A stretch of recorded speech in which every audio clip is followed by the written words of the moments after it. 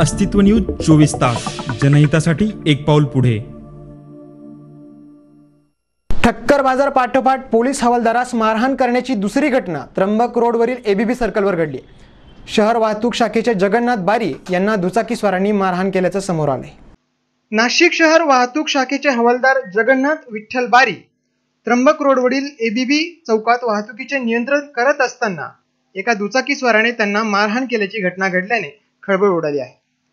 सकाळी 9 ते रात्री 9 अशी 12 तासांची सेवा बजावत असतानाच एबीबी चौकात वाहनांची कोंडी झाली। हवालदार बारी यांनी खबरदारीचा उपाय म्हणून सातपूरहून सीबीएस कडे जाणारी वाहतूक रोखून धरली। कोंडीत सापडलेली इतर वाहनं मार्गस्थ केली जात असतानाच MH15 CW9161 या नंबरची दुचाकी सातपूरहून भरधाव वेगाने आली।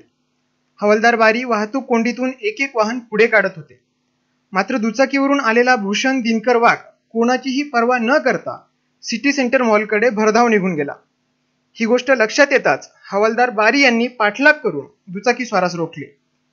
या गोष्टीचा राग आल्याने दुचाकीस्वार भूषण वाघ व त्याचा साथीदार महेश सुनील सपकाळ यांनी मागचा पुढचा विचार न करता हवालदार बारी यांना मारहाण केली आणि घटनास्थळाहून पळ काढला।